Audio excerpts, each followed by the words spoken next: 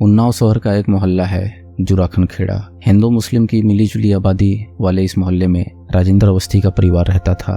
उनकी पत्नी कमला अवस्थी घरेलू महिला थी, जबकि राजेंद्र अवस्थी सामाजिक कार्यकर्ता थे। वह दौलतमंद तो न थे, लेकिन समाज में उनकी अच्छी छवि थी। शहर में उनका निजी मकान था और उनके 3 बच्चों में योगेंद्र कुमार सबसे बड़ा था। राजेंद्र अवस्थी की तमन्ना थी कि उनका बेटा योगेंद्र कुमार उच्च शिक्षा हासिल कर अफसर बने और उनका नाम रोशन करे, लेकिन उनकी यह तमन्ना अधूरी रह गई। योगेंद्र कुमार ने इंटरमीडिएट की परीक्षा पास करने के बाद पढ़ाई छोड़ दी और नौकरी की तलाश में लग गया। कई महीने की दौड़ धूप के बाद उसे उन्नाव की एक निजी कंपनी में नौकरी मिल गई। योगेंद्र कुमार नौकरी करने लगा तो राजेंद्र को उसके ब्याह की फिक्र होने लगी।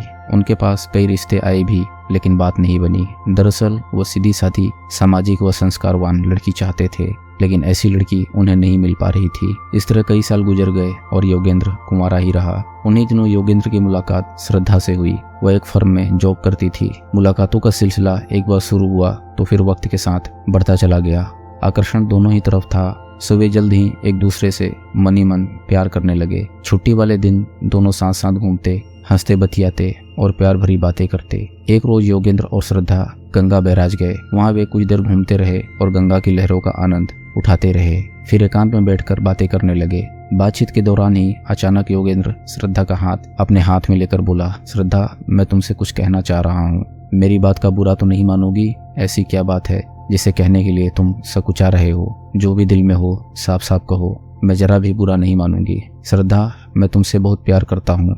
मैं तुमसे शादी करना चाहता हूँ। श्रद्धा थोड़ा लजाई, शर्माई, फिर मंद मंद मुस्कुराते हुए बोली, योगेंद्र, तुम्हारे मुंह से यह सब सुनने के लिए मैं बेकरार थी। मैं भी तुमसे उतना ही प्यार करती हूँ जितना तुम मुझसे करते हो, लेकिन मुझे डर लग रहा है। कैसा डर? योगेंद्र ने श्रद्धा के चेहरे पर नजर गड़ाते हुए पूछा। यही कि हमारे तुम्हारे घर वाले हम दोनों के प्यार को स्वीकार करेंगे क्या? उसने मन की शंका जाहिर की। क्यों नहीं करेंगे? यदि मना करेंगे तो हम उन्हें मनाएंगे, योगेंद्र ने समझाया। तब ठीक है, श्रद्धा संतुष्ट हो गई। उस दिन के बाद दोनों का प्यार परवान चढ़ने लगा। लेकिन एक दिन योगेंद्र कुमार ने अपने माता पिता से श्रद्धा के बारे में बताया तो वे भड़क गए। उन्होंने उसे अपने घर की बहू बनाने से साफ मना कर दिया। योगेंद्र ने जब उन्हें प्यार से समझाया तो वह किसी तरह से राजी हो गए। इधर श्रद्धा के माता पिता भी बेटी की जिद के आगे झुक गए। इसके बाद योगेंद्र और श्रद्धा ने सामाजिक रीति रिवाज से शादी कर ली। श्रद्धा योगेंद्र की दुल्हन बनकर ससुराल आ तो गई थी, किंतु राजेंद्र व कमला अवस्थी ने उसे बहू मन से स्वीकार नहीं किया। उन्होंने जिस संस्कारवान बहू के सपने संजोए थे, श्रद्धा वैसी नहीं थी। वह तो खुले विचारों वाली आधुनिक थी। वह न तो सास ससुर के नियमों को मानती थी और न ही उनके रीति रिवाजों को। वह न तो ससुर से पर्दा करती थी और न ही सास का सम्मान करती थी। शादी के 2 साल बाद श्रद्धा ने एक बेटी को जन्म दिया, जिसका नाम गौरी रखा। गौरी के जन्म से जहाँ श्रद्धा और योगेंद्र खुश थे, वहीं राजेंद्र और कमला अवस्थी का चेहरा उतर गया था। गौरी के जन्म के बाद कमला को उम्मीद थी कि बहू की चाल ढाल में सुधार आ जाएगा, लेकिन ऐसा नहीं हुआ, बल्कि वह पहले से ज्यादा स्वच्छंद हो गई। आधुनिक कपड़े पहनकर वह बन संवर कर घर से निकलती और फिर कई घंटे बाद लौटती। रोकने टोकने पर वह सास से बहस करती। गौरी के जन्म के बाद श्रद्धा ने नौकरी छोड़ दी थी, जिससे वह आर्थिक संकट से जूझने लगी थी। उसके पति योगेंद्र की इतनी कमाई नहीं थी कि वह घर का खर्चा ठीक से चला सके। इस आर्थिक संकट के कारण श्रद्धा और योगेंद्र में झगड़ा होने लगा था। श्रद्धा की जुबान ज्यादा खुली तो योगेंद्र उसकी पिटाई भी करने लगा। योगेंद्र कुमार का एक दोस्त प्रमोद कुमार वर्मा था। वह उसके मोहल्ले में ही रहता था। प्रमोद का योगेंद्र के घर गाये बगाए आना जाना होता था। वह योगेंद्र को भैया और श्रद्धा को भाभी कहता था। इस आने जाने में प्रमोद की नीयत श्रद्धा पर खराब हुई। वह उसे पाने के सपने देखने लगा। प्रमोद पहले तो जब तभी आता था, लेकिन जब से नीयत खराब हुई थी तब से उसके चक्कर बढ़ गए थे। वह जब भी घर आता गौरी तथा श्रद्धा के लिए कुछ न कुछ उपहार जरूर लाता था। नानुकुर के बाद श्रद्धा उसके लाए उपहार स्वीकार कर लेती। हालांकि सास कमला को प्रमोद का घर आना अच्छा नहीं लगता था।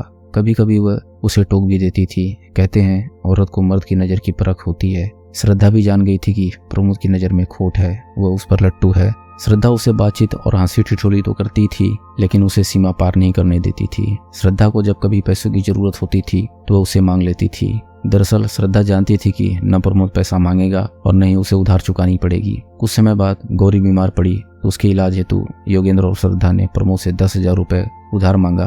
प्रमोद ने पहले तो मना कर दिया, लेकिन जब श्रद्धा ने विशेष अनुरोध किया तो उसने योगेंद्र को रुपया दे दिया। उचित समय पर इलाज मिल गया तो उसकी बेटी गौरी स्वस्थ होकर घर आ गई। प्रमोद ने कुछ माह तक पैसों का तगादा नहीं किया। उसके बाद पैसे मांगने के बहाने वो अक्सर श्रद्धा के घर आने लगा और श्रद्धा से नजदीकियां बढ़ाने लगा। वह हंसी मजाक में सामाजिक मर्यादाएं भी तोड़ने लगा था। श्रद्धा उसके एहसानों तले दबी थी तो उसकी हरकतों का ज्यादा विरोध भी नहीं कर पाती थी। एक शाम कमला किसी काम से पड़ोस में गई थी, तभी प्रमोद आ गया। उसने श्रद्धा को घर में अकेले पाया तो वह उससे अश्लील हंसी मजाक व छेड़छाड़ करने लगा। उसी समय योगेंद्र काम से घर वापस आ गया। उसने दोनों को हंसी मजाक करते देखा तो उसका गुस्सा 7वें आसमान पर पहुंच गया। उसने प्रमोद को जलील कर वहां से भगा दिया, फिर पत्नी पर कहर बनकर टूट गया।